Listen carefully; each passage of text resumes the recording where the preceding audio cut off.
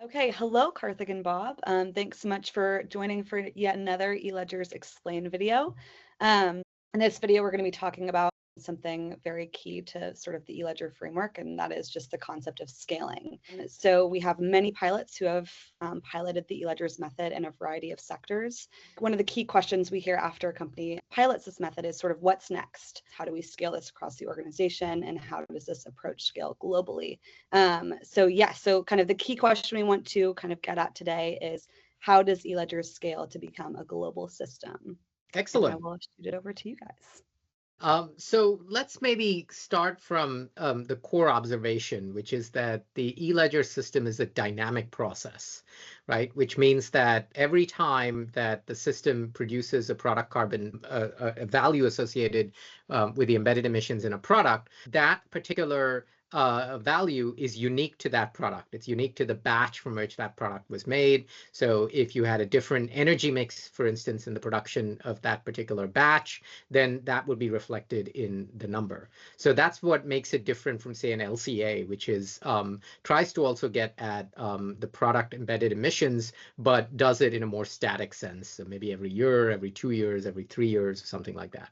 So now you might look at that and say, gosh, well, if this is going to be dynamic, it's even more complex because LCAs are complex, but dynamic product carbon reporting seems like even more complex. And how would you ever get to the kind of numbers that the eLedger system is envisioning? So if you think about it, the problem that we're trying to solve is how do you calculate the embedded emissions in any product or service that transacts in the economy in as close to real time as practicable. And that just seems like a problem of infinite complexity. But in some sense, because it's dynamic, it's actually simpler. And that's because of what in computer science is often referred to as the principle of recursion. So recursion is when you take a complex problem, a problem, for instance, like calculating the embedded emissions in every product or service in real time, and you break it down into number of iterations. And every time you run an iteration, you get a little closer to the answer. So in the first iteration, you might have sort of fairly approximate numbers. But in the second iteration, the numbers get a little better. And in the third iteration, they get a little better, and so forth. And you say, what is this magic or voodoo? How does that happen? How does it get better over time? Well, there are two things that help it get better over time. And the first relates to, in some sense, the circularity of supply chains. And what we mean by that is that outputs from the first iteration tend to be inputs into the second iteration. So let's say you're in the process of making electrical generators. That's what your company does. And you need to actually compute what are the embedded emissions in the electrical generators that you are making. And so what you do is you say, okay, let me assume what are the various emissions associated with inputs we have to purchase. You have to assume these because, of course, not all of your suppliers are on the eLedger system. And on the basis of that, you're able to get a starting value at the end of the first iteration for the embedded emissions in your generator. But it turns out that your generator is used by many of your suppliers. So then in the second period, because your suppliers have that information about the embedded emission of your generators, the information that they can supply to you will be that much more accurate. So the circularity of the information in the supply chains makes things better over time, over iterations. The second reason why the recursive process actually improves in accuracy over time is that over time, more and more inputs get added into the recursive cycle. So if in the first cycle, only a small handful of companies are involved in the process, let's say only 10 companies are involved in the process. Well, obviously, there's a lot of assumptions in that. But in the second iteration, because the outputs of those 10 companies feed into so many other companies, and more of those companies might be encouraged to become part of the process, maybe you go from 10 to 100, or maybe you go from 10 to 200 companies that become involved. So now you have outputs from 200 companies at the end of the second iteration. And over time, that expansion tends to be geometric rather than linear. So you might start off with 10 companies, you might go on to 200 companies, you might go on from 200 to 4,000 companies, and so forth. So that rate of expansion tends to be geometric. So it's the combination of the circularity of supply chains and the geometric expansion that makes the recursive process more accurate over time. Over to you, Bob. Yeah, but it also explains why it gets simpler over time. And where we started was companies saying, oh my God, I did this pilot project with you, and it was a lot of work rounding up even a half dozen suppliers and trying to get information from them. And now you want to expand it to all of my products and all of my suppliers. It just seems like an impossible task. And if we had to do it that way, it would be an impossible task. So let me expand both on the circularity and the expansion that Karthik was talking about. In the case of the generators, it's not that their supplier is getting the information, it's their customer is getting the information from them. And for the generator, one of the sets of customers are electric utilities. And now for the first time, electric utilities understand how many emissions are in the property, plant, and equipment that they're buying, including the generators, which means in iteration 2, when they produce more accurate assignment of emissions to the electricity they produce, the generator company, which is a big consumer of electricity, and that's one of the big sources of its emissions, is now getting more accurate information from its customer, who's also its supplier. And the second part of this is as this starts to scale, and as more of an organization's suppliers are going through this process, then the downstream company is getting this information automatically, as we'll subsequently describe. And so they don't have to keep calling up somebody in the suppliers and expanding to 1,000 suppliers. If more and more suppliers are on this system, that information will automatically be transmitted to its immediate customer. They'll get more accurate emissions in the reports of the products that they're purchasing. And then that makes their next assignment more accurate. They can include more products. Initially, they may start with a handful of products, but as they're getting more accurate information from their suppliers, then they can expand their calculations to more of their output products and communicate that to more of their customers. And now we have a larger range of customers that are receiving accurate information almost automatically from more and more of its suppliers. And at the end of this recursive process, when virtually all companies producing a material amount of emissions is on the system, every company is automatically getting information from every one of its major suppliers. It's automated the internal calculation of how to assign the purchased emissions plus their own emissions and assigning it more accurately to its output products and participating in this chain. And the problem is people don't see this dynamic. And in fact, some of the critics of the eLedger work that Karthik and I have introduced say, yeah, you talk a good game and you talk about this visionary thing, but if we read your pilots, you're doing exactly what we're doing, going out and getting secondary data from the pilots and from your suppliers and having to collect all this average data that you're critiquing us on. And they don't realize, no, we're trying to get this recursive iterative process launched. And if we can get stage 1, demonstrate its feasibility and its increased accuracy, and then, Karthik can now talk about this, we hope that the international standard setting agencies in this area and in fact governments will say, we want to get more companies on this system because we need this information. We need this information accurately, and we need it to be produced both more simply and more accurately and more verifiably. And that's where we will be after 3 to 5 iterations of the eLedger process. That's absolutely right. So, and there are a couple things there that I want to just unpack a little. So the first is this notion that as we get the information and as there are more iterations associated with the information gets progressively more accurate. So yes, in the first iteration or first cycle, you might be using a lot of secondary data and you say, well, how is this different from doing an LCA analysis? But because the information is circular and you're going to do this in the second cycle, and so at each stage, you're going to augment it with primary emissions. So every company is associated with calculating its own direct emissions or primary emissions. And you're going to have some secondary data in there. But because the output of that process is going to then feed into the second stage, it becomes progressively better. And importantly, it becomes progressively better at a geometric rate rather than a linear rate. That's why. So in the first couple of iterations, it might not look very different.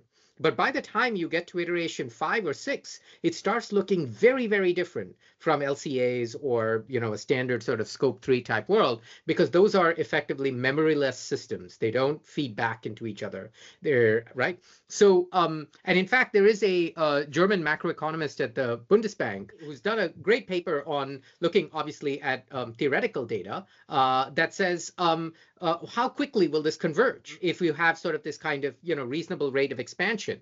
And according to his estimates, it'll converge in fewer than 6 cycles, right? And so now in practice, it might not be such idealized conditions because it will require many governments around the world to collaborate and so forth.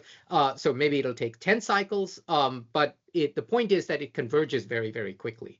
Now, if this recursion or the use of recursion might seem, well, yeah, this sounds like a principle from computer science. Has it ever been used in the real world? And the answer is yes. Actually, it was used in the real world to get to GDP accounting data.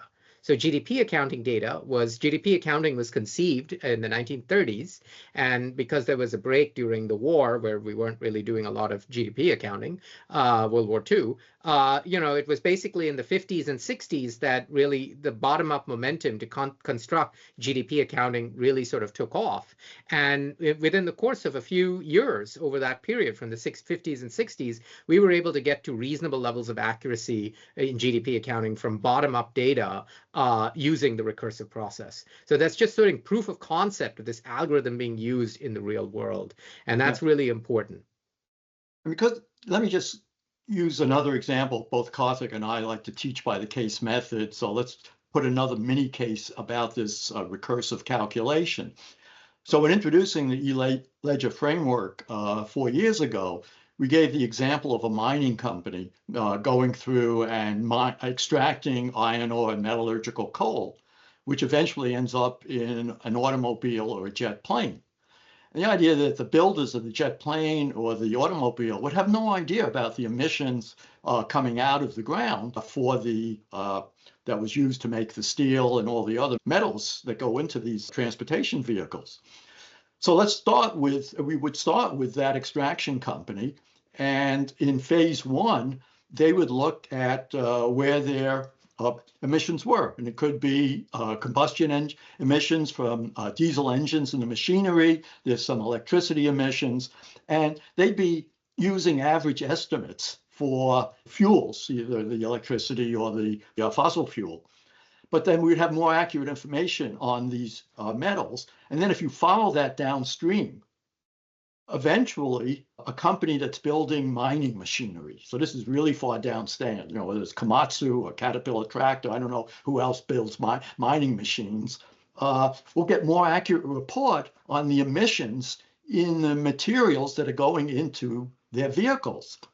And it turns out they're one of the suppliers to the extraction company. So in phase 2, they would say, all that machinery you purchased from us, we now know quite accurately how many emissions were produced to, have this machinery, including the transportation to your site.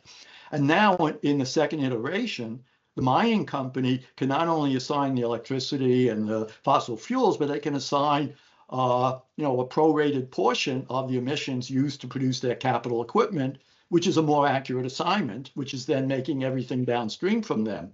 And even the electricity producers, because they're getting the information from the generator company, is getting more accurate information from their emissions.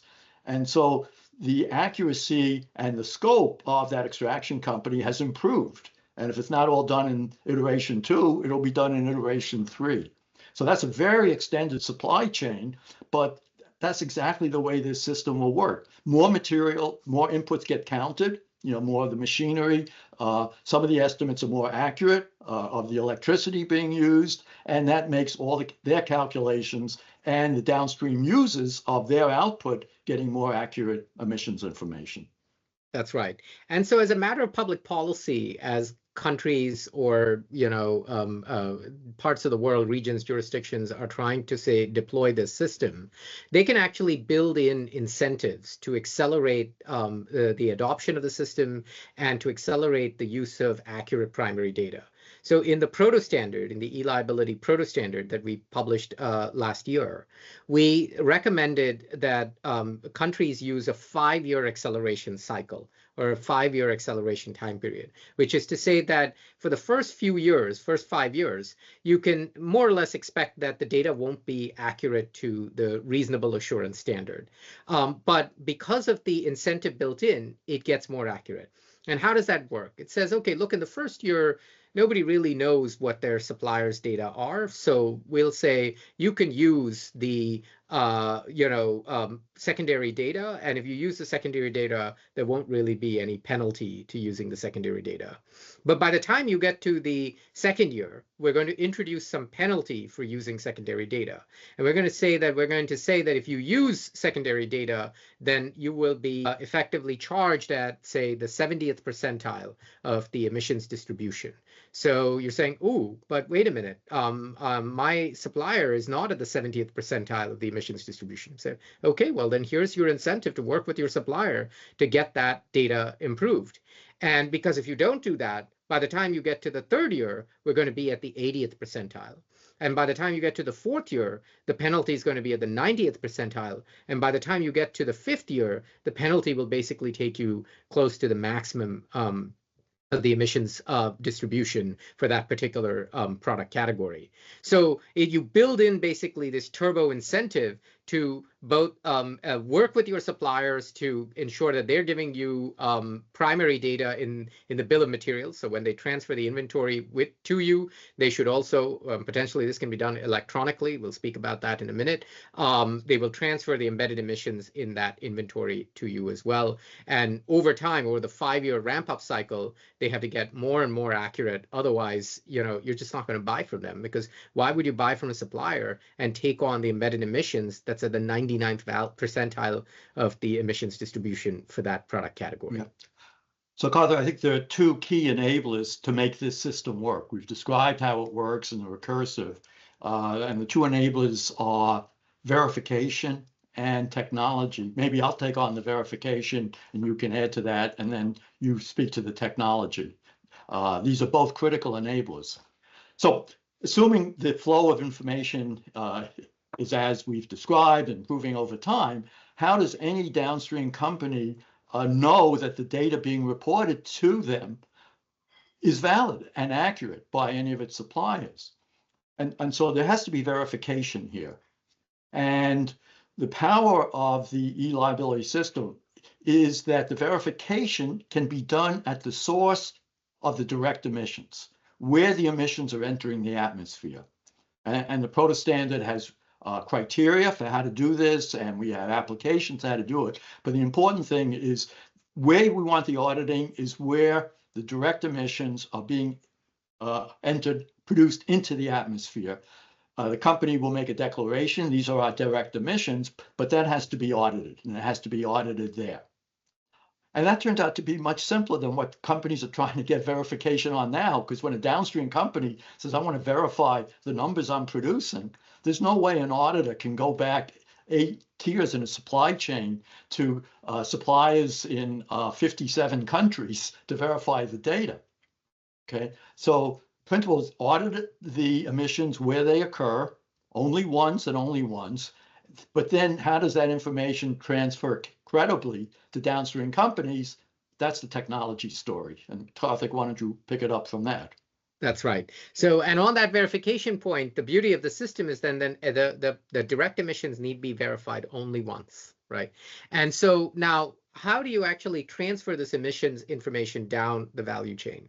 And one way in which you can do this, and this is certainly not the only way in which you can do this, is using a distributed ledger technology, so like a blockchain. And so you could imagine that when there is an instance of direct emissions from a particular production process, then the emissions associated with that, the inventory, the output created, are recorded in a blockchain. So let's say that I'm making, I'm in the process of mining 1 ton of coal. And as a result of mining 1 ton of coal, I've created 2 tons of CO2 directly emitted into the atmosphere. So then those 2 tons of CO2 are effectively tokenized into something like 2 billion tokens. And those 2 billion tokens then get indelibly linked to that 1 ton of coal. So as that 1 ton of coal makes its way through hundreds, thousands of different uses in the economy, right? Some of that coal might end up in this iPhone. Some of that coal might end up in powering this Teams call, etc. So as it goes into these so many different uses, the proportionate amount of the tokens will go to those uses. The tokens will have on them a flag associated with the verification that Bob mentioned earlier. And so when you are then eventually trying to say, well, what are the embedded emissions in this phone? You simply have to count the fungible tokens across all of the various inputs associated with it. Now, there's a level of abstraction there about the allocation of tokens to products that I've not gone into, but that's because we have a separate video on allocations, and I don't want to make this video too complicated. But this is to say that the tokenization technology on distributed ledgers is actually a low-cost way for us to transfer this information down value chains. Now, obviously, you can do this on Excel sheets. You don't need blockchain tokens to do this. But given that we do have blockchain tokens, you wouldn't invent blockchain tokens for this use. But given that we do have blockchain tokens, we can, deploy them to this end. But also an advantage of the blockchain tokenization approach is it can be made private and it can be made secure while still being transparent to authorized downstream users. And Excel's not going to have that property. Yeah. And it could be transparent in a way that a downstream company can see that the data are valid and audited without knowing the name of the supplier. And that's important because your tier 1 or 2-tier suppliers want to keep confidential who they're working with. So the blockchain technology enables that kind of privacy and security at the same time delivering transparency and verification. And one of the really nice attributes of eLedger's accounting, apart from that it's going to work, is it's one of the few socially useful purposes of blockchain that we've been able to find. I mean, it's almost like you would have wanted to invent the blockchain for this application. Fortunately, it is available in 2025. It was not available in 2005 or 1995 when people first started thinking about measuring upstream emissions. And so there wouldn't have been in their head that you could have this decentralized but private, transparent, accurate, and verifiable solution. That's right. Yeah. And so, but we do have it now, and we can make it work. And so if I'm, say, the downstream manufacturer of an OEM, I simply have to count the fungible blockchain tokens that all have the verification tag on them. And now someone will have the private key in order to open that and be able to say, okay, what does it represent, et cetera.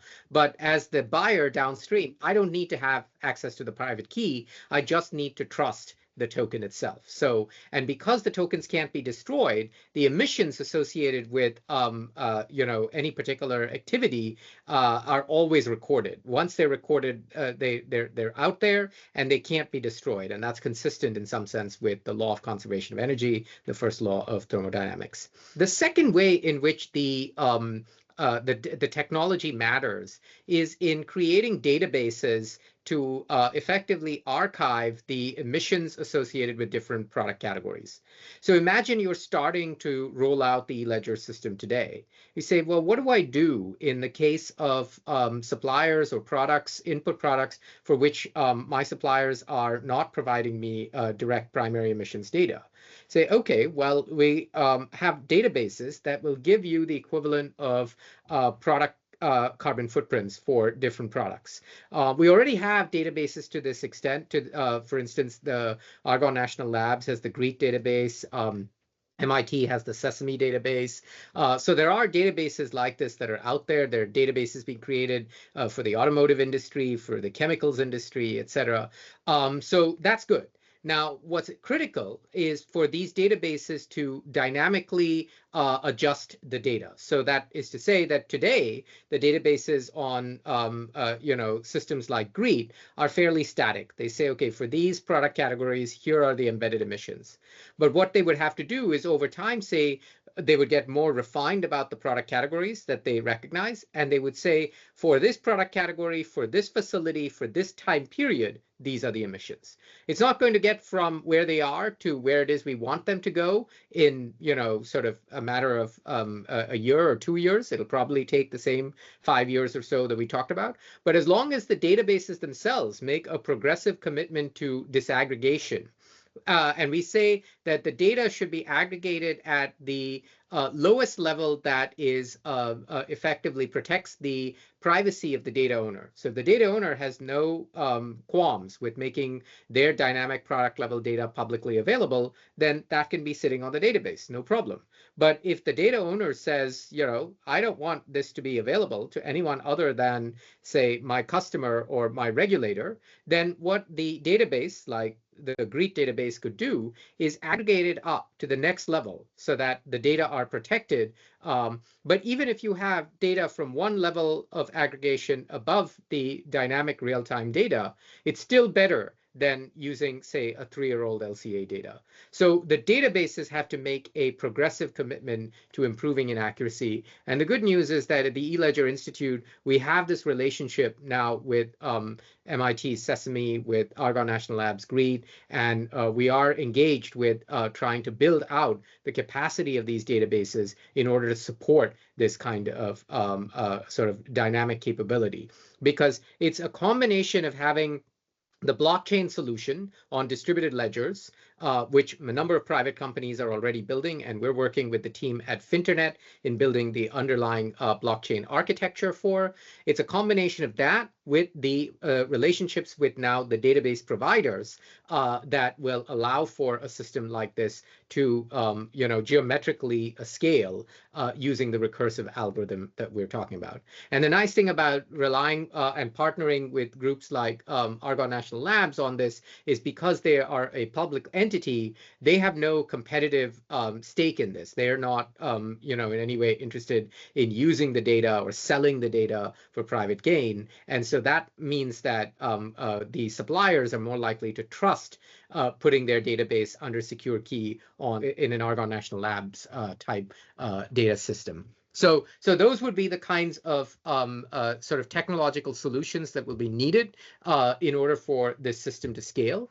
But the good news, again, to go back to where we started this, is once that process kickstarts, because it grows geometrically, it actually converges to the level of reasonable assurance accuracy fairly quickly, within a few years. So we're not talking about having to wait decades before this problem is solved. So thanks, Karthik. I think we've now covered all the components that come together to enable us to make the transition from ad hoc several dozen pilot projects as seeing this as the foundation for a system that we will iterate on and improve through each iteration to a global system of eLedger carbon accounting that will enable every entity to be able to measure the emissions accurately in the products and services they're producing, and most importantly, use that information to reduce that carbon intensity and decarbonize global supply chains. The ultimate goal that we had when we introduced eLedger accounting 5 years ago. Thank you. Thank you, Bob, and thank you, Sandy.